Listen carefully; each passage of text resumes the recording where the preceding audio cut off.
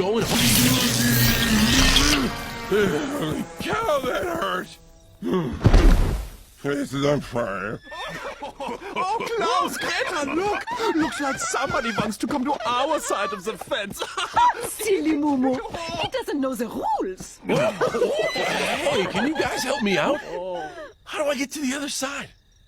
How do you get to the other side? Oh, let me ponder this question a little bit. Spoiler alert! You don't!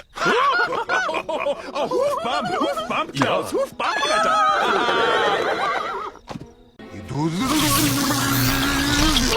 Блин, корове, как больно. Лицо горит. Klaus, Greta, смотрите! Похоже, кто-то хочет перебраться на нашу сторону изгороди. Глупый Муму. Он не знает правил. Вы мне не поможете? Как мне перебраться туда? Как же тебе перебраться сюда? О, дай-ка мне немного обдумать ответ. Плохая новость! Вообще никак! Капитюню, Klaus! Капитюню, Greta! Evime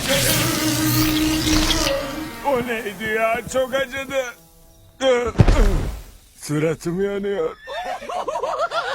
Klaus, Greta bakın! Görünüşe göre biri bizim tarafa geçmeye korkmuş. Şapşal Möcü. Kuralları bilmiyormuş. Buradan çıkmama yardım eder misiniz? Öteki tarafa nasıl geçerim? Öteki tarafa nasıl geçersin? Ah, dur bunun üstüne bir derinlemesine düşünelim. Spoiler geliyor. Geçemem. Çak çak. Hadi çak bir oynak. Çak sen de çak. Hadi çakışalım şimdi.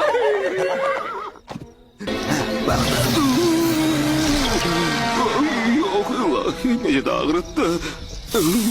Yüzüm yanır. Oh, Klaus, Greta, ora bakın. Diyorsan kimse bizim yanımıza gelme istiyor.